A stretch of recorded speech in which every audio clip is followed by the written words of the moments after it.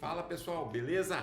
Sejam muito bem-vindos a mais uma aula do nosso projeto de aulas Cursol. A gente está na aula número 115, as aulas gratuitas que a gente coloca aí semanalmente no YouTube e que, dependendo da aplicação dessa aula, dependendo do enquadramento dela dentro dos meus cursos pagos, elas ficam disponíveis ou elas são retiradas do ar após uma semana. Então, mas de qualquer forma você tem no mínimo uma semana para aproveitar esse conteúdo aqui. Eu me comprometo sempre a colocar toda a minha produção de novas aulas, de novas pesquisas, de novos temas, de novas discussões. Eu me comprometo a colocar e deixá-la por no mínimo uma semana disponível para você aqui no canal, beleza? Então, para você aproveitar e não perder nenhum conteúdo, aproveita aí, se inscreve, deixa a notificação ativada, que você vai estar sempre por dentro e essa janela aí de uma semana de disponibilidade vai ser suficiente para que você possa aproveitar esse conteúdo aí, todo o conteúdo que a gente produzir, beleza?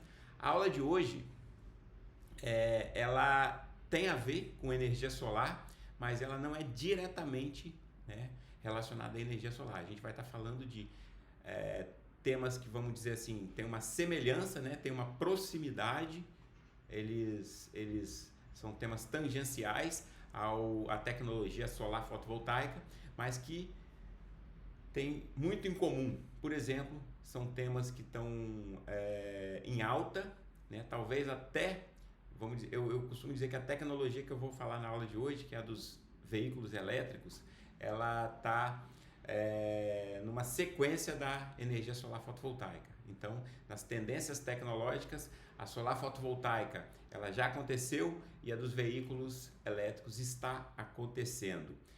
Então, eu vou falar sobre eficiência energética, que também tem tudo a ver com energia solar fotovoltaica. Então, se você está nesse nicho, está nesse mercado de energia solar, você precisa estar antenado com o que acontece na área de eficiência energética. Então, o tema da aula de hoje é eficiência energética dos veículos elétricos, eficiência energética do carro elétrico. Tanto se fala que o carro elétrico é superior, é melhor, é mais econômico, e aí então a gente vai fazer agora uma análise mais profunda, uma análise numérica, uma análise tanto quantitativa quanto qualitativa dessa nova tecnologia aí que, sem dúvida, chegou para ficar, beleza? Então, te convido aqui a acompanhar o compartilhamento de tela que eu vou fazer aqui no meu computador. Bom, então a gente começa aí fazendo uma avaliação, sempre usa como referência, como base de comparação, o motor de combustão interna, o motor convencional aí. E aí tem um diagrama aqui de perdas, e do fluxo de potência, que mostra que a partir de um tanque de gasolina cheio, que tem um potencial aí energético, aí uma potência disponível de 72 kW, eu começo aí a ter as minhas perdas. Então, desses 72 kW aí de gasolina, 1 kW normalmente se perde por evaporação. Então, ao longo do tempo, considerando aí um tempo médio de utilização do tanque, aí cerca de uma semana, alguns dias aí, ela vai perder 1 kW. Eu tenho, então depois, essa gasolina está entrando aqui no meu motor a combustão, e aí no motor a combustão, a gente tem todas essas perdas elencadas aqui, energia dos hidrocarbonetos não queimados, e para onde que isso vai, Está sendo desperdiçado, está sendo perdido. Por exemplo, energia térmica, está esquentando, esse motor está aquecendo desnecessariamente, nos gases de escapamento, a parte de transferida ao ar ambiente. Então, junto com esses gases, eu estou tendo produção aí de vibração desnecessária, de ruído desnecessário também. Então, está tudo isso sendo perdido aqui. Então, são 56,8 kW. Então, daqueles 72 originais, do meu motor, aqui no eixo do motor, não chegou ainda nem na caixa de transmissão, eu tenho só 14,2. Aí depois eu perco mais 12,2. aqui nas polias, nas correias que tem penduradas aí no motor, que estão roubando um pouquinho de potência. Então a parte aí do alternador, direção hidráulica, bomba hidráulica, a parte do sistema de arrefecimento, né, que é a refrigeração, ventilador do motor, parte elétrica. Então tudo isso aqui, né, ainda está roubando uns 2,2 kW em média. Aqui eu chego na caixa de marcha, né, na parte de transmissão.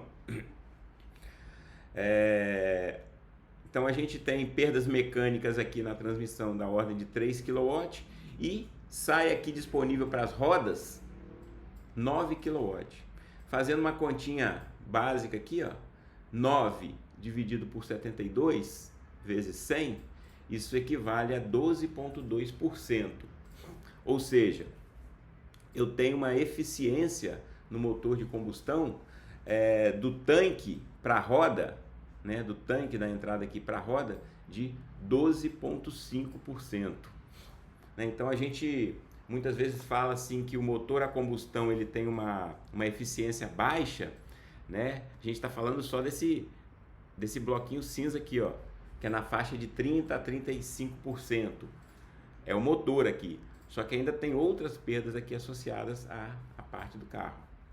Aí a gente então tem aqui um mapa de eficiência, né? Um mapa de rendimento, que é uma curva de torque em função da velocidade do motor. Então esse motor de combustão ele tem essa característica aqui, onde eu tenho a máxima eficiência na faixa dos 35%, 36%, né? Por volta aí dos 3.000 e pouco RPMs. Então esse aqui é a minha distribuição de eficiência em função de vários níveis de torque e velocidade. Então eu posso chegar aqui no máximo a 35%, 36%. Lembrando que isso aqui diz respeito só ao motor do carro, só essa parte aqui intermediária, né? Quando a gente considera o sistema inteiro, do tanque até a roda, né, a eficiência ela se resume aí a 12,5%. E aí num veículo elétrico, eu já tenho a parte de potência de entrada,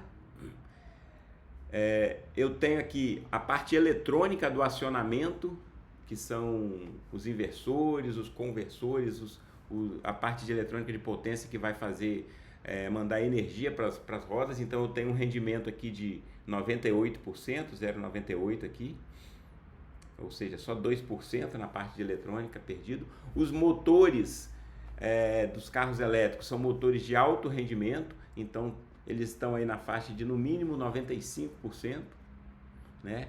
E aí eu tenho aqui a parte de transmissão, direção, né, até chegar na roda, mais 98% também. Então se a gente fizer essa conta, 0,98 vezes 0,95 vezes 0,98 de novo, vezes 100, isso dá 91,2%. Então eu tenho aqui uma comparação entre o carro elétrico e o carro a combustão que é muito favorável, né, ao carro elétrico. E esse gráfico aqui é um gráfico que equivalente ao do motor a combustão, só que esse gráfico aqui é o gráfico para o motor elétrico. Então eu estou falando aqui só do motor, tá? E estou falando especificamente do motor que equipa o Toyota Prius 2010, tá? Então a gente vê aqui que as faixas de rendimento dele tem uma escala aqui do lado que dá para ajudar um pouquinho, né? Então o azul é o pior, mas o pior dele já começa aqui, ó, no 60%. Então olha só que assim, né, a gente está falando realmente de uma tecnologia que está em outro patamar, um outro nível, porque esse aqui, ó, o melhor dele, o melhor ponto está aqui no 35%, 36%, é o melhor. O motor elétrico, a pior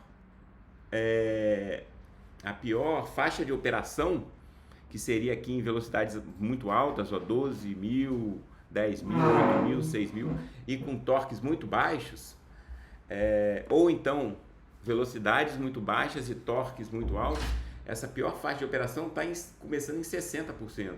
E a melhor faixa de operação, que está aqui no meio, ó, vocês podem ver que está em 96%. Então, e 95% está aqui também uma área bem extensa. Então, eu tenho uma região muito, muito ampla de operação em altíssimo rendimento. Aqui eu tenho um outro gráfico que fala como é que é medido esse rendimento aí, e está fazendo uma comparação aqui, na verdade uma brincadeira, né? Que a gente costuma calcular o rendimento de um carro do tanque à roda. E aqui ele está falando do poço à roda, né? Está falando do poço à roda. Então, do poço da extração até a roda, eu tenho um cenário muito favorável ao carro elétrico também. Agora, observe que a gente está, nesse caso, considerando uma produção de energia elétrica a partir de petróleo, a partir de uma fonte não renovável, a partir de uma fonte, vamos dizer assim, de uma energia mais suja, né? Uma energia mais poluente. E mesmo assim, mesmo nesse cenário totalmente desfavorável aí, que eu estou produzindo eletricidade a partir de petróleo, o carro elétrico ele ainda é melhor do que o carro a combustão. Por quê? Porque a gente tem, se for analisando aqui toda essa rota, né? Ele sai do poço de extração, a gente tem aqui na parte de geração, lembrando que aqui a geração a partir do petróleo, eu tô usando geradores a óleo, né? Então eu estou usando motores a combustão.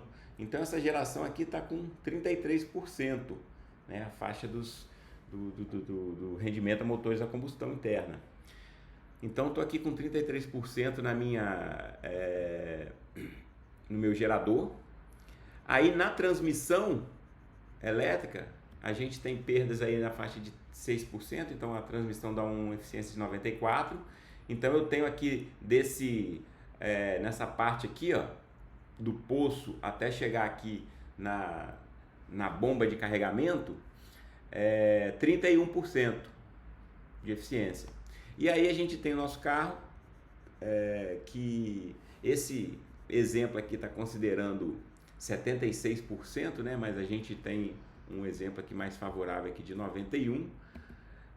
Então, nesse modelo específico aqui, com 76%, eu estou ainda com 23% na chegada. Se a gente pega aqui uma outra rota aqui, que seria a rota do motor a combustão no carro. Então, eu não tenho motor a combustão na produção de eletricidade, eu tenho ele no carro. Aí, então, esse petróleo aqui, nos processos de refinamento aqui, ele está com 82% de rendimento. Aí no transporte, né, que equivale à transmissão, transporte aí em carros tanque, 98%, então ele perde 2% aí no transporte. Então a gente chega aqui até na bomba de combustível com 80% de rendimento do que foi extraído lá no poço de petróleo até na bomba, 80%.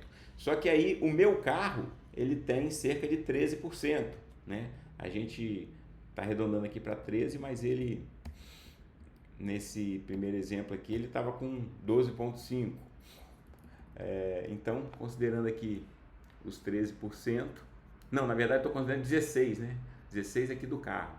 Então, esses 80% com 13% aqui, eu tenho 80% com 16% da eficiência do carro em si, eu tenho 13% no global. Então a gente compara 23% com 13%.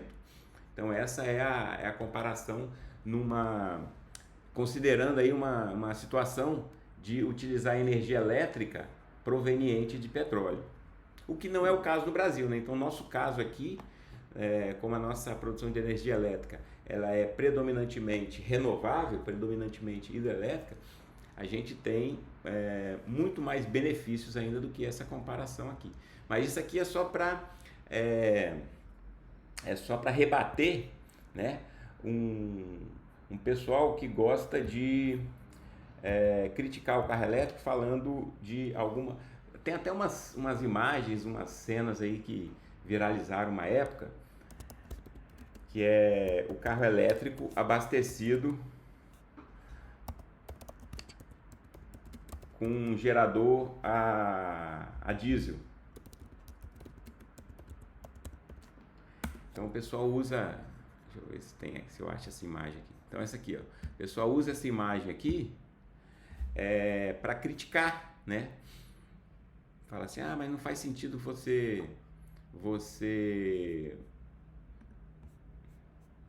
ter um carro elétrico a partir de um gerador, né, que tem um motor de combustão interna nesse gerador.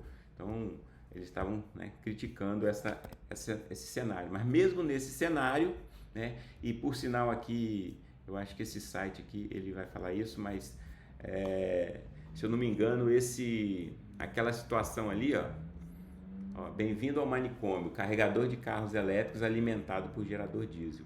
Essa situação aqui, se eu não me engano, é numa ilha, né? Deixa eu ver se... não, num campo de teste da cidade de Perth, na Austrália. Estava procurando uma solução que pudesse resolver o problema de motoristas que realizam viagens transcontinentais, pelo menos até que as estações de energia solar ou de carregamento elétrico se tornassem comum. Então isso aqui é um teste aí que esse cara aqui, ó, John Edwards, um engenheiro aposentado, ele propôs para colocar nas estradas, colocar em pontos de abastecimento. Mas enfim, mesmo considerando essa situação aqui, que a princípio parece realmente bem-vindo ao manicômio, né? Parece coisa de louco, ela se justifica a partir de uma análise de eficiência energética dos dois sistemas, dos dois processos. Galera, então é isso. Espero que esse conteúdo tenha te ajudado, tenha feito sentido para você, tenha sido útil de alguma forma. E o convite que eu sempre faço, se ele foi útil para você, compartilhe esse vídeo, me ajuda a divulgar esse trabalho, me ajuda a divulgar, isso é importante, né, para o crescimento do canal, importante para o crescimento desse trabalho que eu faço de divulgação e de qualificação da mão de obra na área de elétrica no Brasil. Beleza, galera? Então ficamos por aqui, um grande abraço, até a próxima, até mais!